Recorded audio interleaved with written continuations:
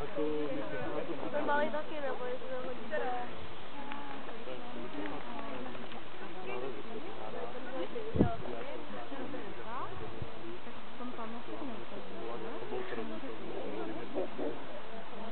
Vydržať nás vyzliknutý, není to ten čo je vytrnalý.